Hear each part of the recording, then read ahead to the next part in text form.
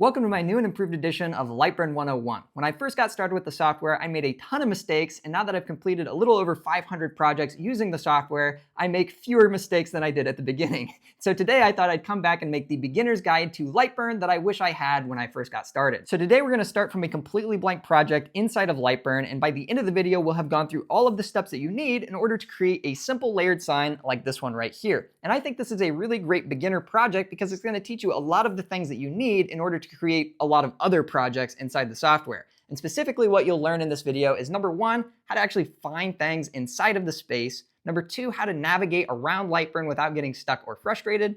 Number three, I'll show you the design tools that we'll use to create the shapes and the text that go into creating a visual design for something like this sign. Then I'll show you how to use coordinates and framing, which is basically what connects your digital space inside of Lightburn to the physical space under your laser. And you'll also learn how to get the right power and speed settings for a project like this one using Lightburn's built-in material test generator. And this is a really important topic because a lot of beginners tend to get stuck here. But this video will hopefully simplify that process for you. Plus I'll show you how to set up your layers and finally how to actually burn this project on your laser. And I'll also throw in a couple of additional tricks for how to assemble a multi-layer project like this much more easily. So with that said, let's jump into section number one. Now here we are in a blank project here in Lightburn, and I know when you open this for the first time, it can be pretty overwhelming. So I'm going to start by just giving you an overview of sort of the lay of the land here so you can make sense of what goes in each place inside of Lightburn when you're trying to use something.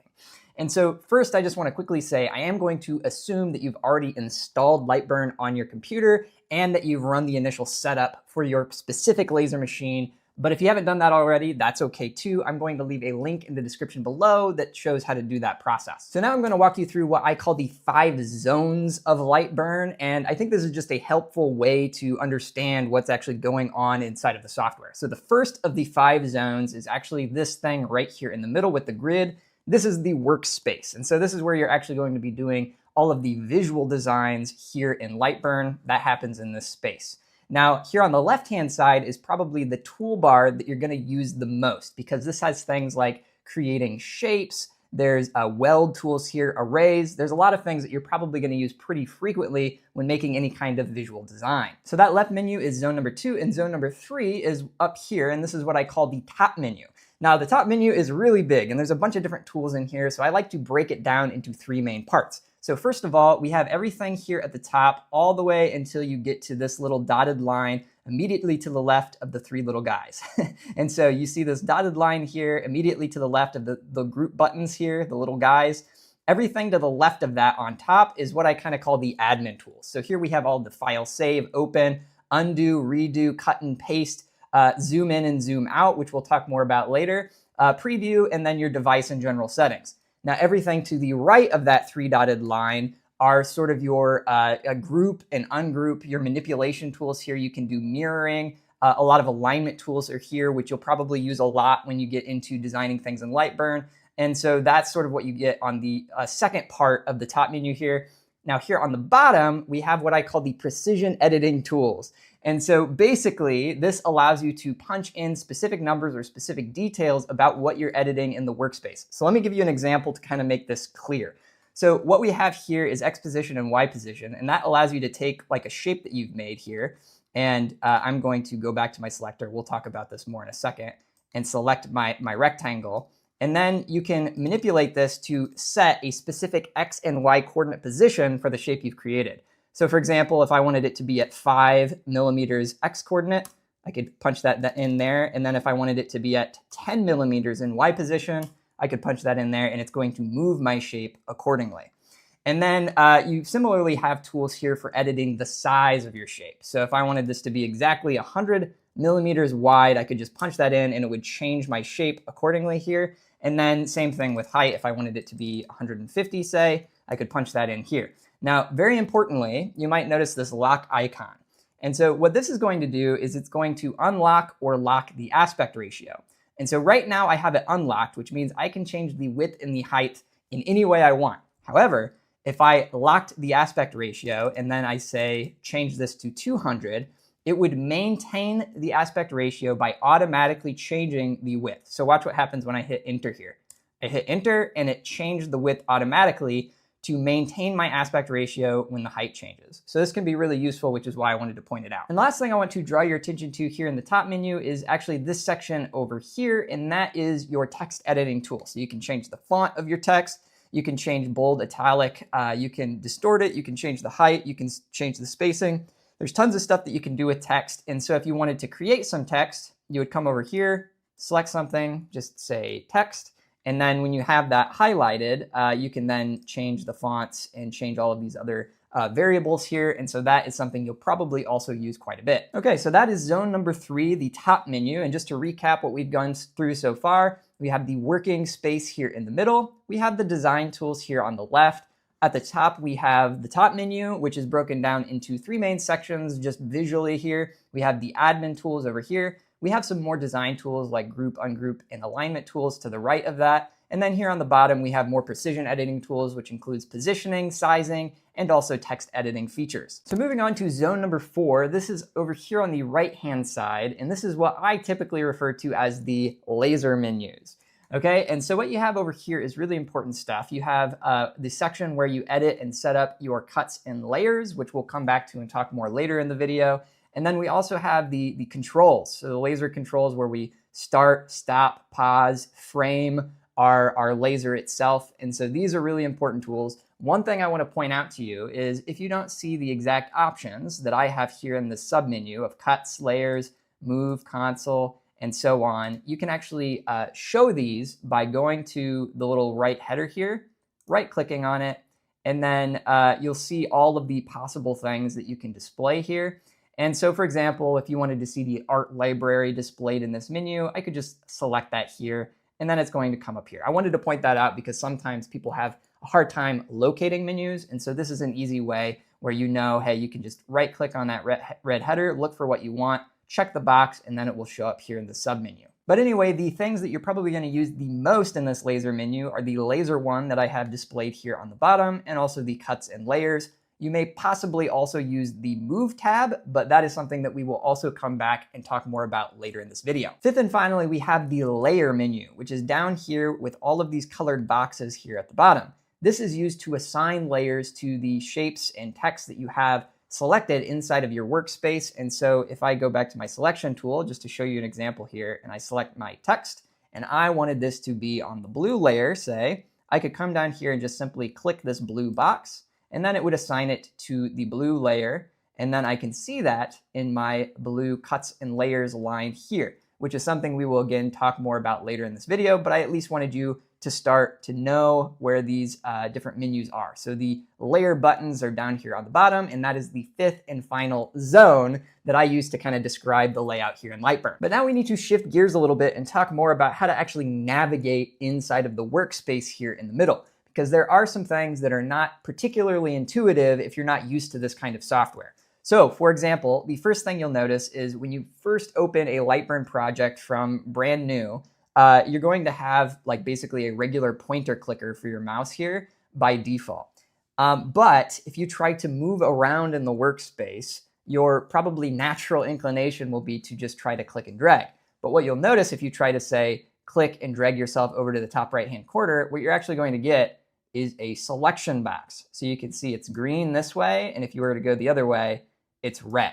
So let me first tell you how to actually move around the space, and then I'll describe the purpose of these red and green squares because you are going to end up using them a lot. So first things first, how do you actually move around the space? Well, if you want to click and drag, you can simply hold the spacebar key. So I am now holding the spacebar key, and you'll see that my cursor changes to a little hand, and then I can click and drag all around the space as I would like.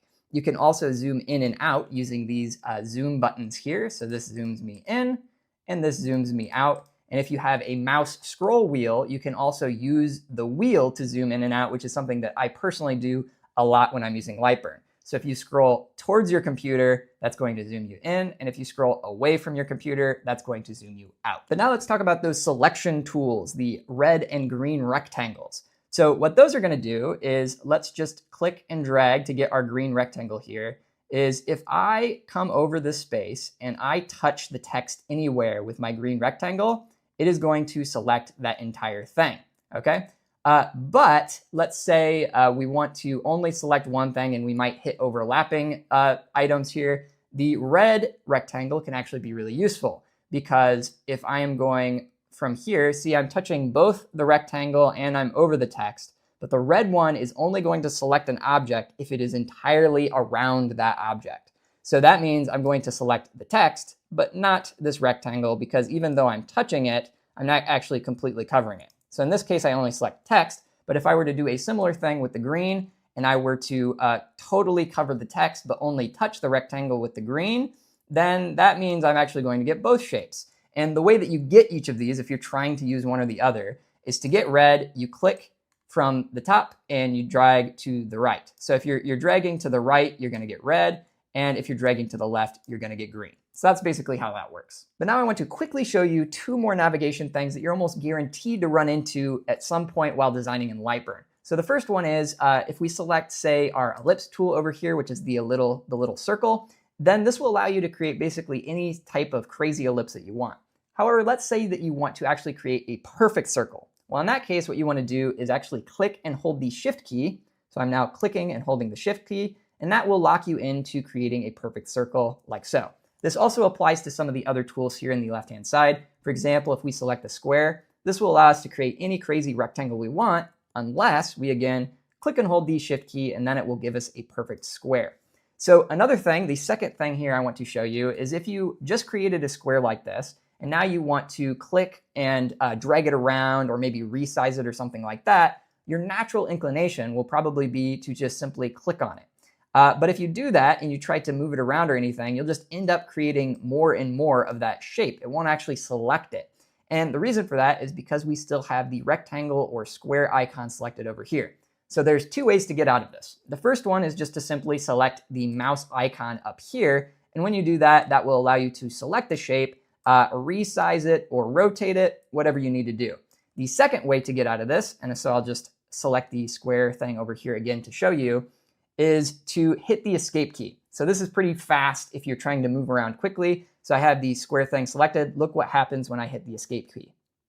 Okay, see, it just jumps right back to the mouse. And so now I have it selected. I can move it around. I can resize it. I can rotate it or whatever I need to do here. But now let's clean up this mess that I've made here and actually jump into our first Lightburn project design, which is going to be that logo sign that I showed you at the beginning of the video. Because once we start actually designing this project, you're going to see a lot more of the other essential tools that you might want to use. And I think doing it in the context of a real project is actually a much easier way to learn and understand it. So let's jump into that right now.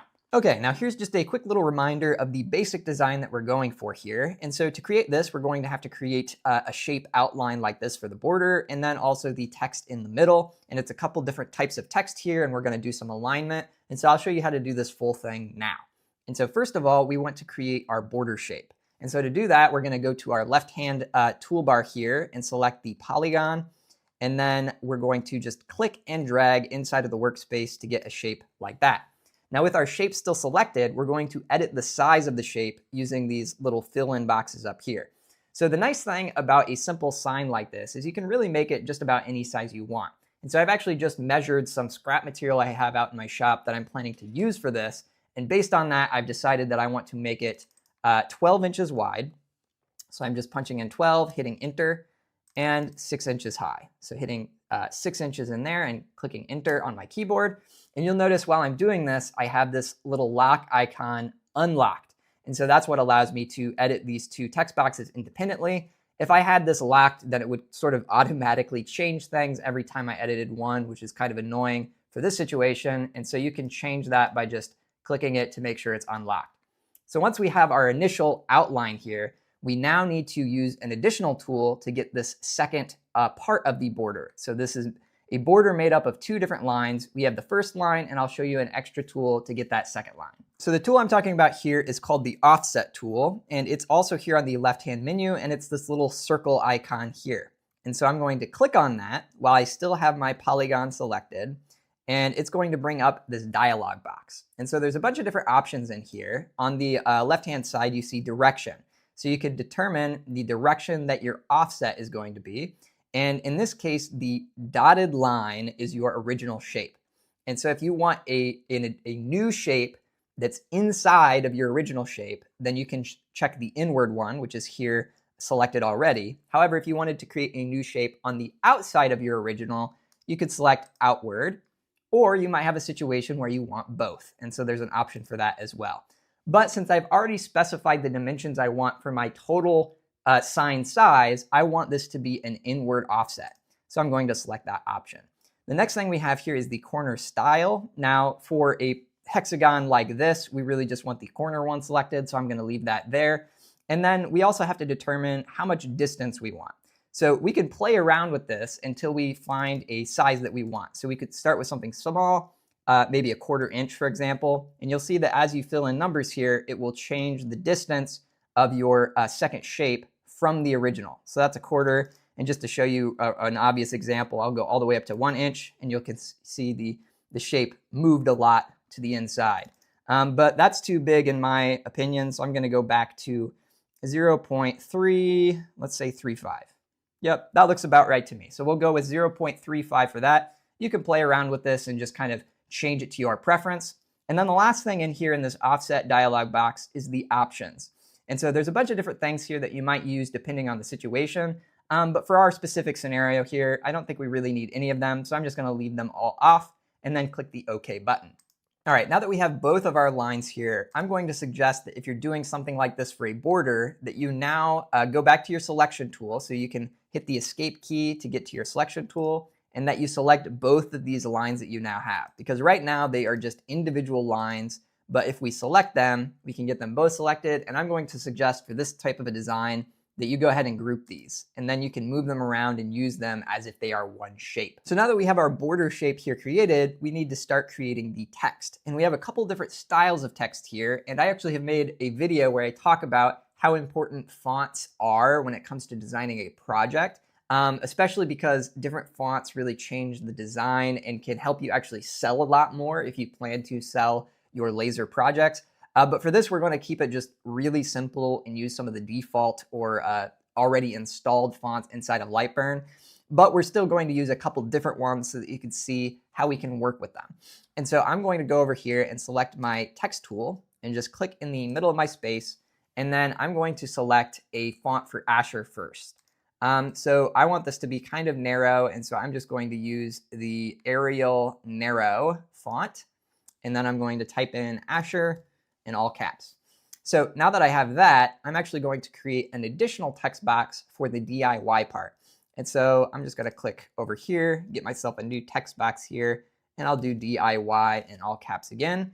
But I want this to actually be a different font. And so I'm going to change this to, let's do that one. It's Arial Black, which is kind of a bolded font. And then we're going to play with these first, and then we'll come back and do the laser engraving part later. So with these, I'm just going to hit the escape key now to get to my pointer, and then I can move these around to get them lined up.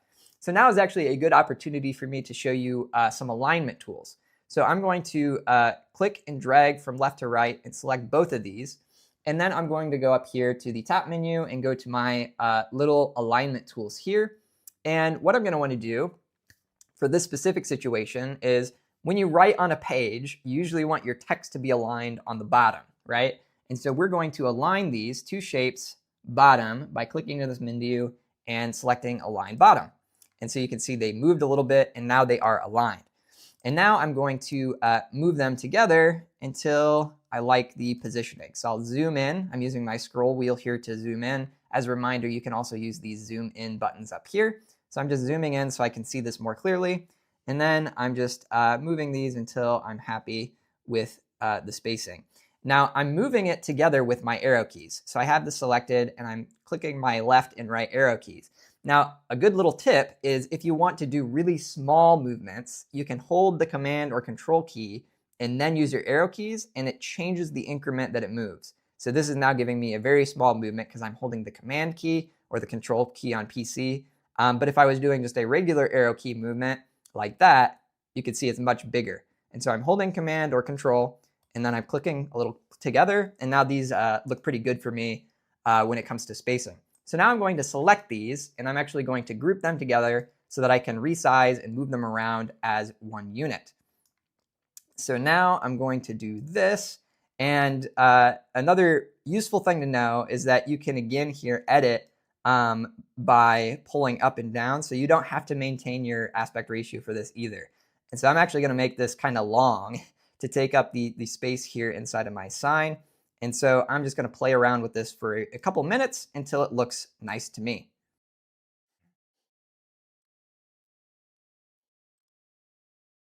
Okay, I like the position that I have this in now, and so now that it's aligned in a good spot, we're going to add our additional text for laser engraving here towards the bottom. So I'm again going to get my text tool, I'm going to click here, and I'm going to just type in laser engraving, and I'm going to hit the escape key so I can select this.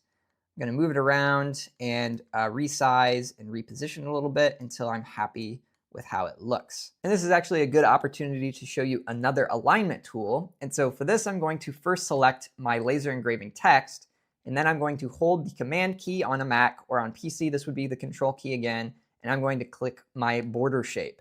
And so the order that you select these actually matters a lot, because the first thing that you select is going to be the thing that moves, and the second thing is going to stay in place. So in this case, I'm moving my text because I selected it first, and the border is going to stay the same. And this is really important for some designs, and so I wanted to point that out. And so now what I'm going to do is I'm just going to align this centered with the border shape. And so I'm going to go up here, and I'm going to go to align vertical center. And so you can see it moved it a little bit such that my laser engraving text is centered vertically inside of my border shape. So this is looking pretty good to me now. But before we can do anything else with this design, we first need to understand coordinates and framing. So let's go ahead and jump into that right now. All right, now we're going to dig into coordinates and framing, starting with coordinates. So to find this, first we need to go to our laser menus over here, and specifically the one labeled laser. And as a reminder, if you don't have this displayed, you can show it by right-clicking on the red header and then going up to it and making sure the checkbox is checked there, and then it will show up in this space. So once we have this selected, we can go over here to Start From. And this Start From dropdown is where we're going to access all of the different options that we have for coordinates. And specifically, there are 3 different options, but the 2 that you're probably going to use the most are current position and absolute. And so those are the 2 that I'm going to walk through here in this video. Let's start with current position. So I'm going to go ahead and select that here. And then what we have also is a little thing here called job origin. And so if I move the job origin around, you might see in Lightburn here, it's going to move this little green dot.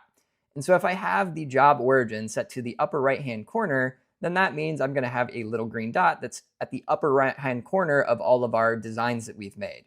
And so job origin sounds kind of technical, but really all it means is where the laser head in the physical space should start the project from.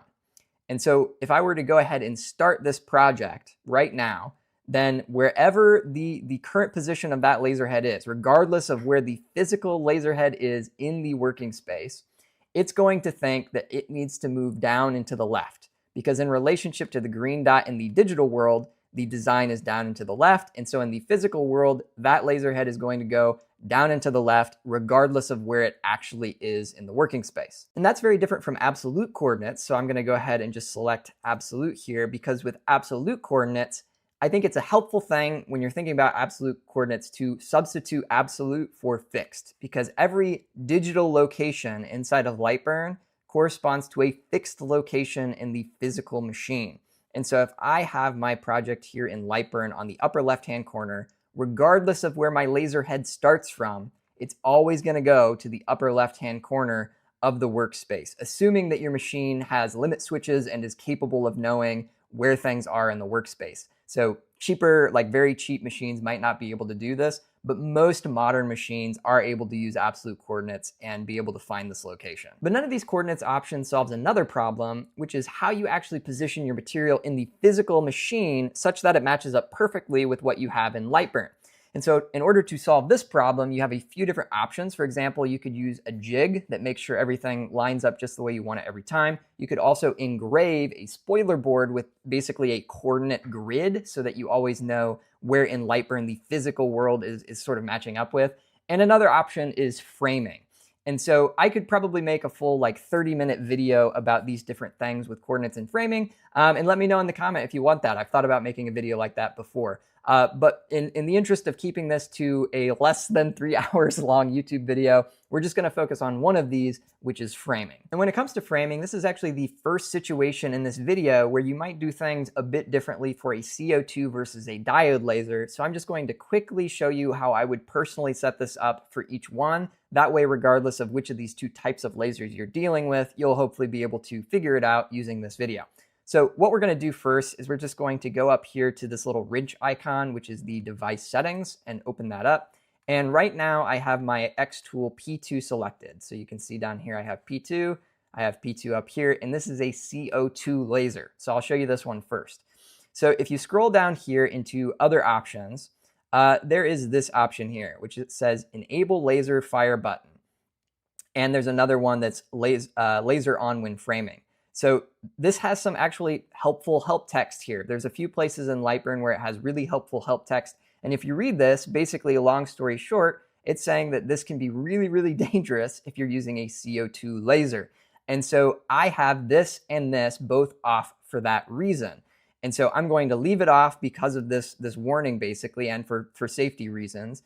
And so that's the way I'm going to set this up for my CO2. And then I'm going to show you in a moment how we're going to still frame things out with these off. But if you have a diode laser, this is a little bit different. And so I'm going to cancel out of this and select a different laser, which is a diode laser here. So this is an Xtool D1 Pro. I'm going to go back to settings and show you this here. So for this one now, as you can see, I have Enable Laser Fire Button and Laser On when framing both on. And so just again, what it says here, this can be really dangerous for CO2 lasers. And so this is a diode laser, which is a bit different, but still you want to be really careful with this. And so I set the power setting on this as low as I possibly can. And in my experience, for a 20-watt laser for me, that is 0.3%. And so to take things a step further, this is just my settings for doing this framing. But then if you go to the Move tab, this is the next thing that we need to do for this framing operation.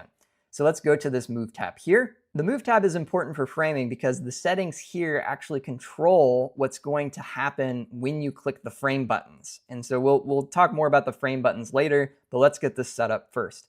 So for this, we're setting our speed and also our power. So our power is already set to that very low power level here for a diode laser. And then my speed, I want to have it pretty fast. For framing, I usually do around 4,000 millimeters per minute. And so I'm punching that in there. And those are usually the settings that I personally am using when framing on a diode laser. And I always am using laser safety glasses when I do this. And so be careful with this. You want to play it safe, use the right safety equipment. But this is what I'm doing personally. It's 4,000 millimeters per minute, 0.3% power. And then for a CO2 laser, which is what I'm actually going to use to run this project, I'll show you how that looks. So I'm going to switch back to my Xtool P2. And you can see that that power box actually went away because I have the laser disabled in those settings we looked at a moment ago. And for the speed here, we still need to set that. And I like to set the speed around 400 millimeters per second here. And so that is now set up, and we can move on to the next step, which is actually using these framing operations. And now that we've covered the setup for both the diode and CO2 lasers for framing, basically everything else that we cover in this video is going to be the same regardless of if you have a diode or a CO2. So let's carry on. All right, I've got my machine on and connected, and for good measure, I'm just wearing my safety glasses as well for my CO2 laser here. And now I'm gonna just show you the framing operation. And so in this laser menu here on the right-hand side, we have two buttons. We have a square frame icon and a circular one. The square one is basically just going to trace a full square around the space that's going to be cut or engraved. And the circle one is what's called a rubber band frame. So for this one, it's actually going to contour more to the shape itself. So instead of doing a full rectangle, it will follow these lines and do this. And for that reason, I usually am going to use the rubber band one because it's more precise, it's more accurate. And so once you have everything set up, then we can go ahead and just click the frame button, and you'll see how this works here. So as you can see, it's basically tracing the spot that the laser head is going to go, kind of showing you roughly ballpark where it's going to be working when you run the job. And so with absolute coordinates on, just to kind of illustrate this idea further, if I now take this and I move it over here, it's going to kind of work differently. It's going to trace an outline farther on the right-hand side of the workbed. And so let's go ahead and I'll show you that too. We'll use the rubber band.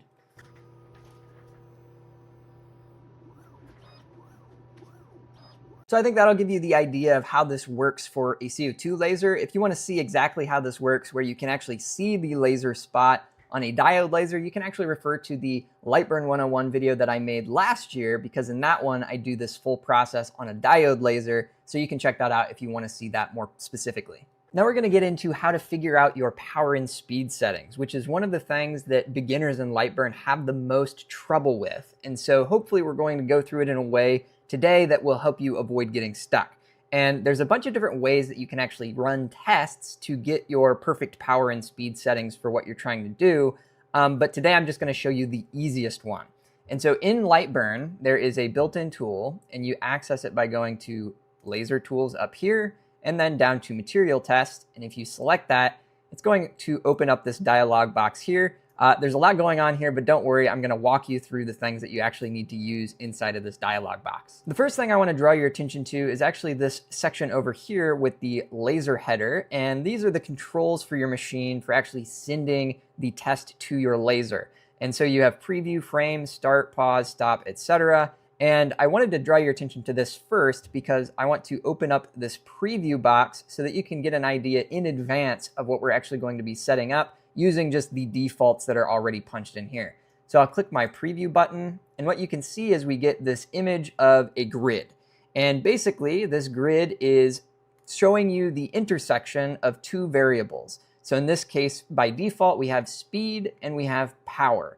And so it's showing you a bunch of different combinations of speed and power, which we're going to use to understand the level of speed and power we want for a nice engrave, so the darkness or depth of the engrave you want, or for a cut. And so we're actually going to be running two of these tests, one for cutting and one for engraving, so that we can understand the settings that we need for both situations. So that gives you an idea of what we're actually trying to make in this dialog box. So let me close out of this and I'll actually show you how we're going to do it. And so we're back to the dialog box here, and what we have in the middle on the left-hand side is the vertical rows and the horizontal columns. And so just to show you this preview again, in the vertical rows, what we punch in here, this information, is what we're going to be getting here. So these are our vertical rows here for speed. And then similarly, in the middle, we have the horizontal or columns. And so if I preview that again, anything we punch into these dialog boxes is going to come into these columns or the horizontal lines here. And so that's what we're punching in. That's what all of these dialog boxes are controlling. And so now let's talk about what we actually want to put into these boxes. So the first thing it's going to ask you to punch in here is the count. And this is just simply the number of squares that appear for that variable in the test grid. So I'm going to make a relatively small test grid here. And so let's just go with 5. The next thing we have is the parameters. And so this is actually going to allow you to select which variable that you want to test on that in that area. So whether it be rows or columns, by default, it is speed and power. And 9 times out of 10, that's probably what you're going to want to use, because that's what you're going to need for the steps we'll cover later in this video. But just so that you know, there are other options here in this dropdown as well. So after you get those set up, the next thing you need to figure out is the minimum and the maximum. And this is really, really important, and let me show you why. If we go back to our preview, we'll notice that for speed, so for speed, this square down here is set to 10, and the top one is set to 300. And those are the ones that were actually specified in our dialog boxes, and everything in between those 2 points is just distributed evenly. And so it's using that minimum and maximum to determine everything that goes for your actual squares on that line. And so these are basically what's going to give you the range of what's being tested. And for that reason, we actually need a start point to use in order to make sure that we're operating in the right ballpark, because Lightburn can be used for a huge spectrum of different lasers, and you want to make sure that you're not feeding in something that's just way off, because that could be potentially dangerous. And so there's a couple of ways that you could go about this. For example, I'm running an Xtool P2, and let's just say hypothetically, I have a friend or I know somebody who has a P2 and has previously run tests on the same material that I'm using. Then I could just ask them what their setting is, and I could get a start point that way. However, a common mistake that a lot of people tend to make online is they will just ask somebody for their settings and just copy it. But that doesn't actually work a lot of the time because you might have just different conditions in your shop. The humidity might be a little bit different. The actual material you're using might be from a different supplier, and all of these additional variables might give you results that's a little bit different than what your friend has. And that's why I don't think it's a good idea for most people just to simply copy the settings from someone else, which is why I think pretty much everyone who plans to be in laser engraving and do different laser engraving projects should know how to run a test like this. But you still do need some start point, and so you could get that from a friend, or another way to do it is a lot of laser manufacturers actually publish suggested settings for a variety of different materials. And so, for example, as I said, I'm running an Xtool, and so I'm just going to pull up a page on the Xtool website and show you kind of how this works. So this is a page where for a bunch of their machines, they've published some suggested settings. And I'm using the P2, so I have selected their Xtool P2 machine. And then there's a bunch of different suggestions here. I'm actually going to be working with walnut, and this is millimeters, so 3 millimeters, 6 millimeters. I'm going to be working with 6 millimeter walnut here, and I'm doing an engrave test to start. And so they have some suggested settings here. This one is power, and this one is speed. So they're suggesting 10% speed and 10% power and 300 millimeters per second for speed, and the labels of those units are up here at the top. And so I'm going to take those, so 10% power, 300 millimeters per second, and then I'm going to go back into Lightburn, and I'm going to use that as a start point. And what I mean by a start point is I'm basically going to go a little bit below it and a little bit above it in order to get a range that gives me some options that are on either side of their suggested settings. And so they had 300 millimeters per second for speed. And so for my speed, I'm going to go a little bit below. So let's say 200 millimeters per second and a little bit above. So that's 400 millimeters per second. And so that's going to give me some options on both sides to kind of account for the fact that there's going to be some variation between Xtool's test and my own testing in my shop. And it's basically the exact same concept for power. They suggested 10% power, and so I'm going to go a little bit below and a little bit above. I can't go a lot under 10%, so I'm just going to go for 5% here. And then let's go a bit above to, let's say, 25%. And as just a little note of warning on this, when you're punching in your settings for something like this, you want to be careful not to go way, way higher in power or way too low on speed. Because when you go higher in power and you go lower in speed, that's going to give you basically more exposure of the laser or more power of the laser on your material, which can potentially be a flame risk, right? And so you want to be careful that you're not going way too high in the power again or way too low on the speed, because that's where you can get into a little bit of a dangerous situation. So anyway, the next thing we need to look at are these height, width, and Y center and X center boxes. So let's talk about that. Height and width is simple. It's really just the size of the squares that we see in the preview. And by default, it's set to 5 millimeters, and I'm just going to leave it like that. The Y center and the X center is actually something for our coordinates. So we talked about absolute coordinates and current position earlier. As you can see over here, I still have my P2 set to absolute coordinates. And so what this is doing is it's allowing me to change the location where this test is going to run using absolute coordinates. And it says Y center and X center, and that's because it's from the center of your test grid. I'm going to set it to 50 millimeters and 50 millimeters, which is kind of close to the upper left-hand corner. And we can actually do a frame here to make sure it's in the right ballpark. And so let's preview it, then I'll frame it, and you'll kind of see how this is going to look. So first things first, let's look at the preview. You can see now it's updated with the settings that I punched in. We've got everything from 200 to 400 millimeters per second for the speed, everything from 5% to 25% power. And we're going to close this. And then let's just do a little frame here so that you can see that.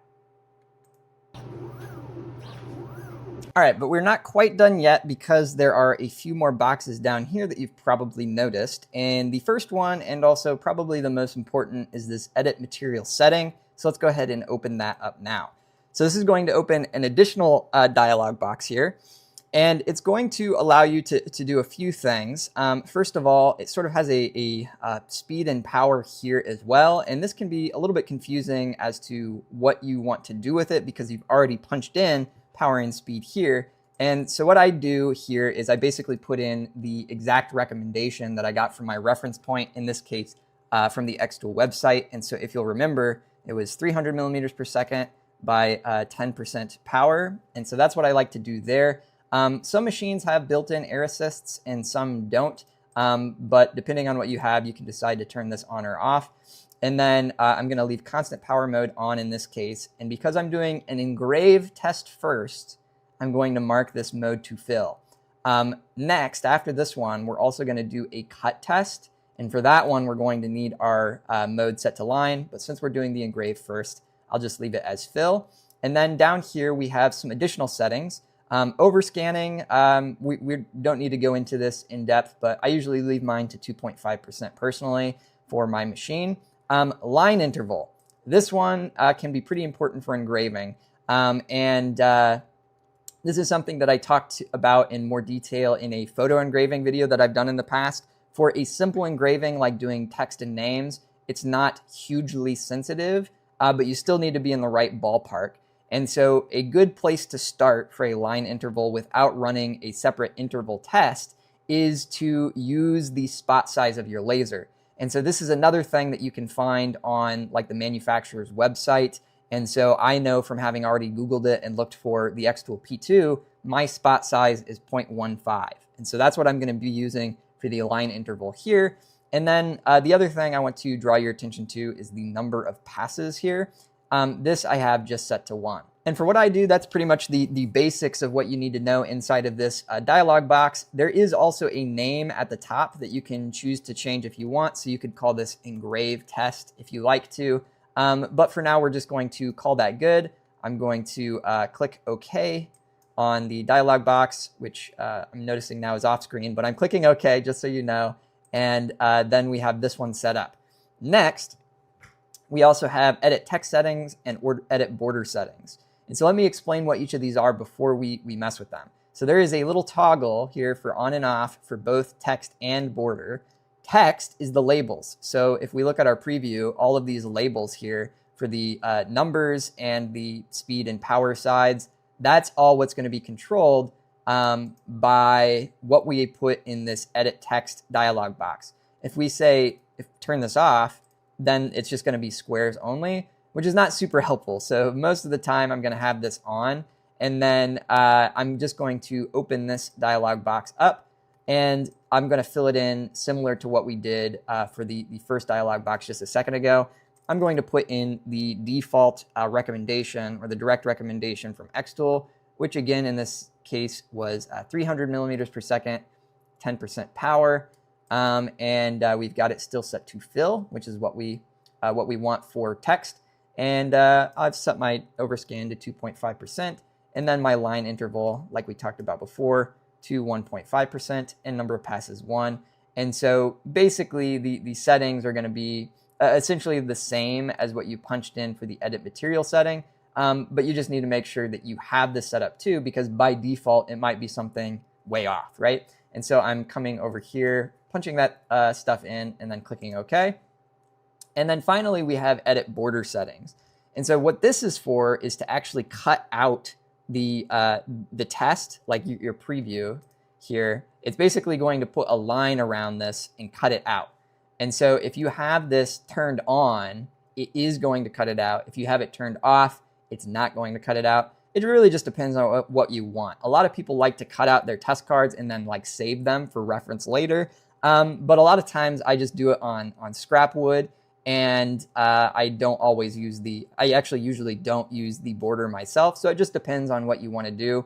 If you did want to use this, the process would be the same, except for when you fill in the settings, you're now doing a cut. So you need to make sure that the mode is set to line and that you have the power and speed settings that are recommended by Xtool or the manufacturer of whatever laser you have, whatever reference point you have that you think is in the right ballpark. That's what you would punch in here. For a cut, you got to be more careful because it's usually using higher power, and so there's more chances of things going wrong. So just be careful when you're punching that in. But at any rate, that's what the border settings is. For this test, I'm going to leave it off. And that means we now have all of the settings that we need punched in order to actually run this test. And so I'm going to do a final preview to double check. Yep, everything still looks good to me. And as just a little side note here, when you're using the preview tool, which we're using here inside of this dialog box, there's some information at the bottom that you can use. And the one that I use the most is total time estimated, because sometimes you may have done something wrong in your setup. And if instead of 3 minutes, this is like 40 minutes, for example, then you know that you've probably done something wrong, right? And so this is something that I refer to a lot when I'm checking the preview, other than also the actual thing that's displayed in the window here. There's more information here as well. I just wanted to give you that little tip. So anyway, this looks good for me. And so I'm going to go ahead and frame this one more time. One more thing I need to point out before we actually run this test is you need to also have your laser head focused before we run this test. So I forgot to mention that earlier, and I can't really give you a one-size-fits-all demonstration of how this works because each laser machine sometimes does this a little bit differently. I've already focused my Xtool P2, and so I'm ready to go with it. But before you run this test, I just wanted to let you know that you need to make sure you have your laser focused, and depending on the machine that you have, you might want to give it a one more frame to make sure you're still in the right ballpark after you do the focusing operation, because sometimes that can move your laser head module around a little bit. So with that said, we've got our laser focused, we have everything set up. I have now turned on my exhaust system, which you might need to do as well. I have my laser safety glasses on, and so now I'm going to go ahead and run this project. All right, our engrave test is now finished running, and I'll show you how to read it in a second here. But now let's quickly talk about how we would also run our cut test, because we need both a cut and an engrave test. And as a reminder, just looking at our project that you saw at the beginning of the video, we're working with two different types of wood here. So we have walnut plywood, which is what we just did the engrave test on. And we also are working with some oak plywood that we're going to be using for particularly the border and the text for this project. And so if you were to do this in an ideal way, you would want to do an engrave test and a cut test for walnut, because we're both cutting and engraving walnut, and then also a cut test for oak. I don't want to make this video 3 hours long, like I said, so I'm just going to show you how to do the cut test for the oak, and then we're going to move on to the next steps. And so basically, the concept is the same as what we did for our engrave test. And so we're filling in these parameters, and we're getting a start point. So again, I have a start point from the Xtool website. And one thing that I wanted to kind of show you is sometimes they might not have a material that is exactly the same as what you're going for.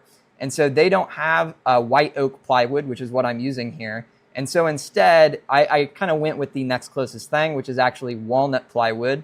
And for their suggested settings here, they have 100% power and 12 millimeters per second for 6 millimeter plywood, which is what I'm using. So I have 6 millimeter plywood. It is white oak, so the settings might not be quite perfect, but a lot of times when it comes to cuts, plywood of the same thickness will be pretty close, at least in the right ballpark for the settings. And so I'm just going to use these to set up our oak test. So going back to Lightburn, it gave us 12 millimeters per second. So again, I'm just going a little bit below and a little bit above that. And it gave us 100% power. And so I obviously can't go above 100% power. And so I'm just going a bit below it here. And then I'm keeping the other things that we set earlier the same. So height, width, Y center, X center, and so on. In the material settings, this is pretty important. We need to change these numbers to match the suggested ones. So 12 millimeters per second and 100% power. And then, as I mentioned earlier in the video, for a cut test, which is what we're doing now, this needs to be line, okay? And so now we have some other stuff here, but the main thing I'm going to pay attention to is the number of passes, which is set to 1. And I'm also going to turn off my tabs and bridges option here, and that's going to be everything for this test here. So I'll click OK. And then just as we did before, we also have our edit text and edit border setting options here. I'm going to check that the text is set OK. Yep, and it looks like it's the same as what we had it before, so this should be OK. So I'm going to leave that as is. And again, I'm not going to use the border settings. So let's go ahead and preview this. Yep, that looks all right to me. And then we'll do a frame. And just like with the engrave test, we now also need to make sure that we have our laser focused, that we have our exhaust system on, and any other safety precautions like that that you need to take. For example, I have my safety glasses on. And then also, for this one, I'm going to be turning on my air assist. Now, you might be wondering why I'm turning it on for the cut test and why I didn't do it for the engrave test. Well, I actually have an entire video where I talk more about that inside of this series. And if you didn't know already, this is actually part of a larger 6-video mini-series that I'm doing here on YouTube, which is basically my free beginner's guide to laser engraving mini course. And you can find the playlist that has all of those videos in it at the very end of this video you're watching right now. So with that said, we're ready to go. Let's go ahead and start this test.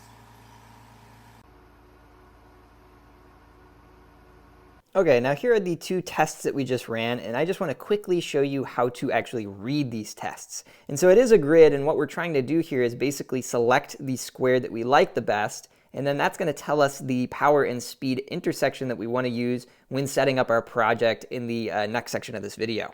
And so basically what I see here just looking at this is it seems pretty light in the upper left hand corner, and for doing something like text I am really going to want something a little bit darker in my opinion, and so I'm going to skew towards things kind of in this range. And even if I was trying to do like a sign like this to sell, or maybe for a friend or something like that, I might even want to go darker. And so in that case I might even reset this test after seeing this and shift things down into the left basically to get some more dark results. But for this, I think this one is reasonably good, and so we're just going to go with this one for our test project here, and that is at the intersection of 200 millimeters per second and 25% power. And so I'll just kind of put a circle around that, and we'll use it in Lightburn later on.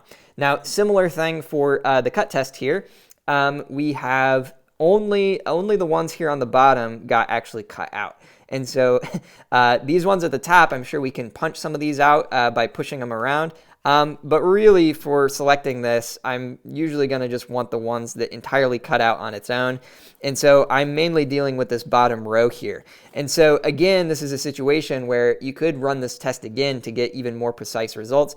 But in this case, we do have some that cut out, and the engraving here is a little bit faint, but this one is 10 millimeters per second. This is 80% power, going all the way up to 100% power. When it comes to cuts, I typically will not do the very first one that cut out, but since the entire row is cut out, we can't really tell how far down in power we can go. And so we could reset this and run it a few times, but for our purposes here, I'm just going to go with 10 millimeters per second, and I'm going to go right in the middle and choose 90% power. And so that did cut out entirely, and the cut looks pretty clean as well. And so I think that's going to be pretty good for this test that we're doing here today.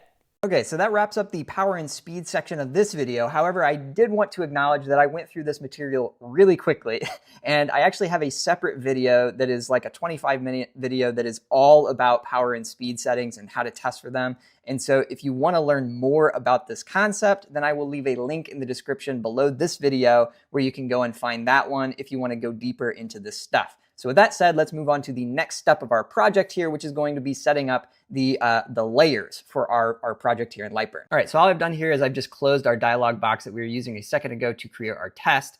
And I have now also opened up the cuts and layers menu here on the right-hand side. So if you're not showing this right now, just click on the cuts and layers because that's what we're getting into right now. And if you're not able to see this, again, just as a reminder, you can right-click on the red header and look for cuts and layers and make sure that box is checked, and then it will come up here. So the first thing you'll probably notice in setting up cuts and layers is that they're basically color and number coded. And so we have a blue layer here and a red layer. And whenever you are selecting a shape or design you've made, such as this, and you assign it to a layer, it will basically turn the color of that layer. So this is what we have on number 2, or the red layer. And so now you might be wondering, well, what is the blue layer? I don't see anything blue. And so just as a quick side note, I have a couple of like sample designs that I made outside of this video. And this one actually you might find interesting. I basically created a different version of this design where I used more advanced tools to create a little like laser head icon with some like laser rays coming off of it. But I decided that for a video for like sort of the 101 version, the tools used to make this were just a little bit too complicated. And so I'm actually considering making a 201 version of this video. And so if you'd like to see that, just let me know in the comments below this one. But at any rate, this is what we have on blue. And so for our purposes right now, we're actually not going to be using the blue layer for our project, which is why I have the output turned off. And so this is a good opportunity to show you the little dialog toggles here, or the on-off toggles, I should say here. There's one for output, and this is whether or not it's going to actually send that thing that's in that color to the laser if you click the start button over here. And there's also a show one. And so if I don't even want to see it in my workspace at all, I can turn it off. And then the last thing here is air. And so sometimes some machines are able to control the air assist of a laser through Lightburn. Not every machine can do this. And so whether or not you have it completely, or whether or not you need to change this, completely depends on whether or not your laser allows you to control the air assist. And so that's what this is for. You can, for certain layers, have it on or have it off. That's what that is. But anyway, as I said, we're not going to be using this blue design here, but I don't want to delete it because I might want to save it and use it for something else. So I'm simply going to turn off the output, and I'm going to come over to our workspace by holding spacebar and moving myself back in here. And we can work now with our actual design that we're going to make for this project. And so in order to get this set up, we do need to have a couple of different layers. And so as I said, the layers are number and color coded. And if I want something to be basically done separate from something else, it needs its own layer. So let me just walk through this in an example so that becomes clear. So what we're going to do here is we're going to cut out this border shape, and we're going to cut out the text, and we're going to engrave this laser engraving text here. And so let's begin by talking about the cutouts on top. And so we have the Asher DIY, and we have this cutout shape here. We're going to want that all to be on a cut layer. And so let's say that this red layer is going to be our cut layer. That's great. I can just leave it like this.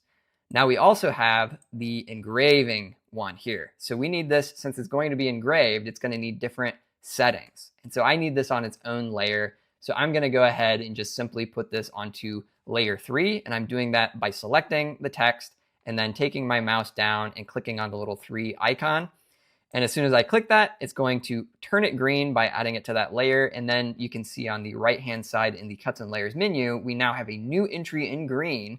And whatever I put in these settings here is going to correspond to what the laser does for this new layer we've created. And now if you think back to our finished design that you saw at the beginning of this video, you'll recall that we don't just have cutouts, right? We don't just have the red border cutout, the text cutout, and the engraving. The engraving has to go onto something, right? Which means we have a back plate. And that's why this sign is going to be multi-layered. It's going to be 2 layers, basically. And so in order to make that possible in Lightburn, here's what we're going to do. We're just going to select the entire thing, everything we have in here, and I'm just going to make a copy of it, all right? And so I'm going to use my keyboard shortcuts for this. I'm just going to do Command-C, and on a PC it would be Control-C, and then I'm going to come over here and I'm going to click Command-V. On a PC it would be Control-V, and then I'm going to get just a complete copy. And so in my copy, what I really need is I just need the outermost outline of the shape, which is going to be what we need for our back plate, and I need the texting that's going to be engraved, which is the green layer here. And so everything else I need to get rid of. And so I'm just going to select my border shape, and I need to ungroup this so that I can individually select the interior part of the shape and delete it because I don't need it. And then I'm going to also get rid of this cutout text because I don't need that for this either. And then I'm going to be left with what is actually going to go onto the back piece of our multi-layered sign. And so now I'm going to just move this. I'm just going to move this over here. All right, just so we have them separated a little bit. But now we need to also change our original one here because it's not going to be engraved. This is just a complete cutout, which means there's no point in engraving on the top of it. And so I'm going to get rid of this version of the engraving. Now we need to do one more thing to get these on the appropriate number of layers, and that is to put this outline we created now on its own layer for the cut. And so I'm just going to go ahead and make this number 4. So we have number 4, a yellow layer now. So if you just think through how this is going to go when we cut it, basically we're going to have one sheet of wood. That's the oak colored plywood that we're going to be using. And it's going to cut out the border piece, and it's going to cut out this text and do nothing else. And then we're going to have a separate piece of walnut plywood. And when we run that one, it's going to run this this exterior sort of border, and it's going to engrave this. And so then what we're going to be able to do is just take these pieces of the border and the lettering and put it on top of this back plate. And now that we've created the right number of layers, we now need to go into each of these layers and put in the appropriate settings. And so let's start with our cutout here that's going to be the oak. This is the red layer here. There are a few options that you can edit directly in these dialog boxes here. So you can set whether it's align or fill, and you can set the power and speed and the pass count. So these are basically the baseline settings, like the bare minimum, the things that you're going to change the most often. And so we can go ahead and do a few of our settings here. For a cut, which is what this will be, we always need it to be line. All right, so we have that correct already. And then we need to put the power and speed that we got from our material test. So if you recall, I believe the settings that we landed on for that was 10 millimeters per second and 90% power. And that was run on one pass, so I can leave that pass count as is. And if you're with me so far, that basically covers 90% of what you need to know about filling in the settings for a layer. However, there are a lot more settings that you can dial in to make things more precise. And to open that menu of additional options, what you do is you double click on the layer. So I'm just going to click on this red one twice, and then it's going to open up this cut settings editor. And you may notice that this is exactly looking exactly the same as the editor that we were filling in when we were setting up our material test earlier in this video. And so you'll probably recognize some of this. But just as a quick recap, we can change the name of this if we want. So we could call this oak cut for this one. And if we wanted to be more precise, I'm using a 1/4 inch or 6 millimeters. So oak 1/4 inch cut, we could call this. It has our speed and our power here. Air assist dial is there. Constant power mode we have on. Mode is set to line. Number of passes 1. And I'm not going to really change anything else. So for this cut, we really didn't need to open this cut settings editor. I just wanted to show it to you so that you know where this is if you need to get into more advanced settings. But for now, I'm just going to click OK, and we're going to be done with this layer. And next, I'm going to just skip to layer 4 because the settings we use for that are actually going to be basically the same as what we're using for the oak cutout. Now, as I mentioned before, ideally you would run an oak 1/4 inch plywood test and a walnut 1/4 inch plywood test. But with thicknesses of plywood, a lot of times the settings are going to be pretty close. So for the purposes of this example project that we're doing today, I'm just going to use the same settings to keep it simple. So for this cut, the yellow cut layer, I'm also going to do 90% power, and I'm going to do the same 10 millimeters per second. And we need to make sure our pass count is 1, so I'll change that to 1. And we don't really need to do anything in the cut settings editor here either. So that is fine, and we're finished with the yellow layer. And now we just have one more layer to update, and that is our green or number 3 engraving layer here. And so I'm just going to select that and punch in some settings. So we're now going to be getting these from the walnut separate engrave test that we ran earlier in the video. And if you'll recall, the settings that we landed on for that was 200 millimeters per second, and I believe it was 25% power. And we're going to have a pass count of 1. And since this is an engraving, if we were just to leave this as a line like we did for the cuts, it would basically create an engraving that's like the outline of each of these letters. But we actually want these to be filled in so that inside all of the letters is like a dark engrave color. And so I'm going to change this mode to fill. And that's going to be most of what we do here. We also do have one more setting, which is the interval. We already talked about this earlier in the video, but I'm going to make it basically my rough spot size for my laser, which is the Xtool P2 in this case, which is 0.15 for the interval.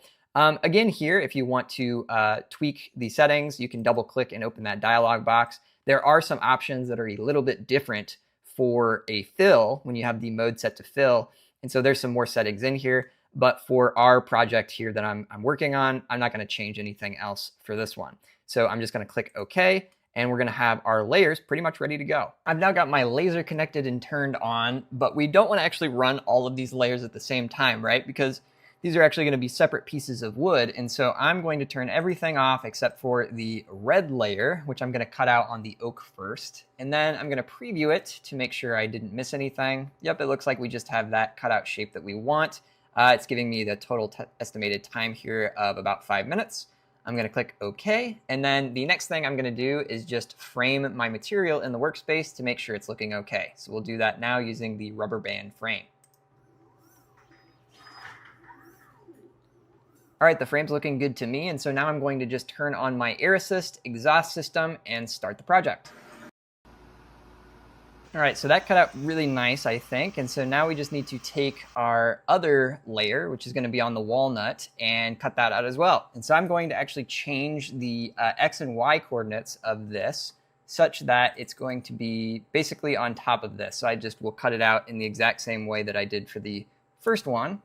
And so I'm just changing it. I had it set to 10 millimeters by 10 millimeters. And so that's going to be our position now using absolute coordinates.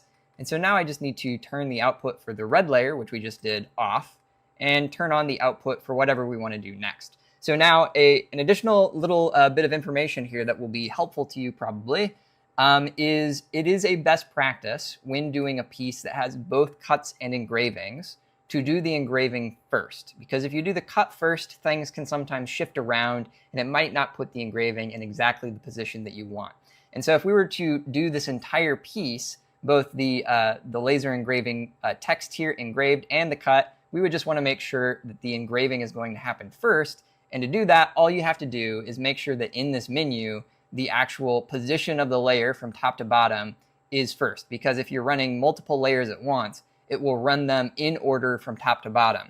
And so if I were to turn the output for both of these on, it would run the engraving first and then the cut second.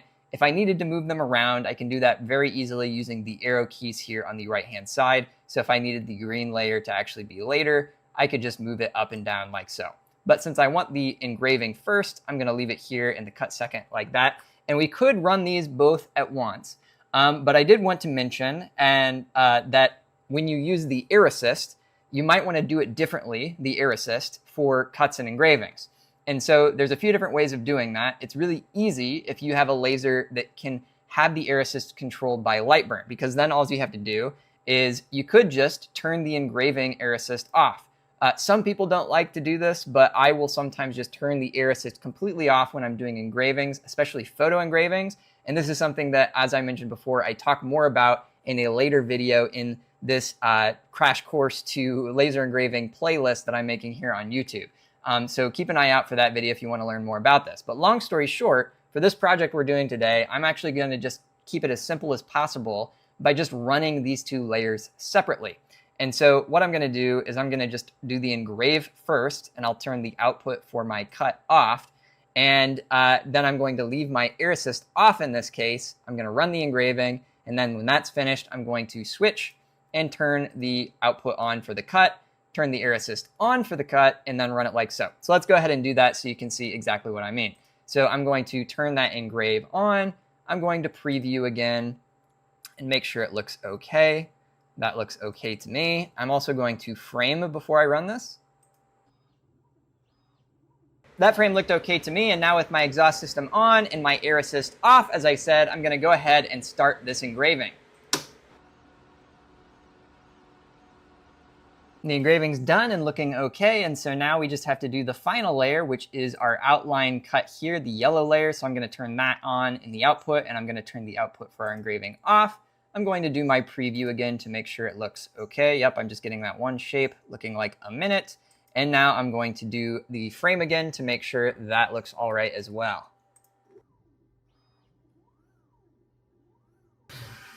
All right, that frame looked good, and so now we are ready to go ahead and start this project, also with my exhaust and my air assist both on this time.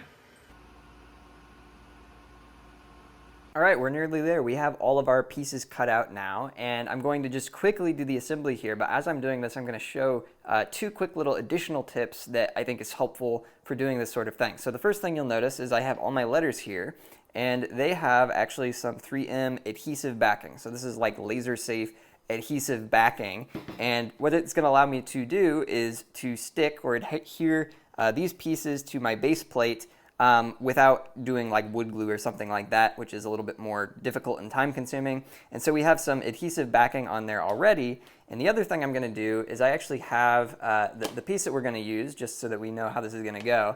That's going to be my border piece, and then I'm going to put all of these letters in the middle. And so I've just kept basically the scrapped cutout piece, and this is going to become my template. So there's a few different ways of doing this. You could have made engravings that are like scores to help you line things up, but I find it easier most of the time to just use a template like this, and so that's what we're going to be doing here. And so the first thing we're going to do is just get the border piece here positioned and stuck on there.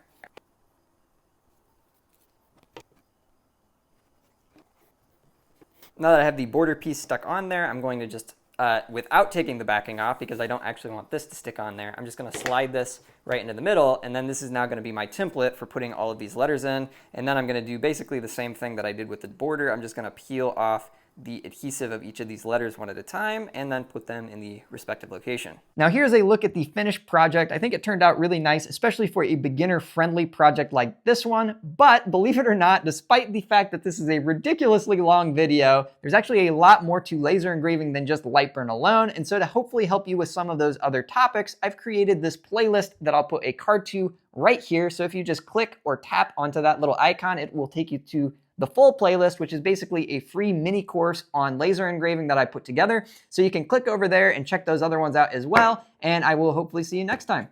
Bye now.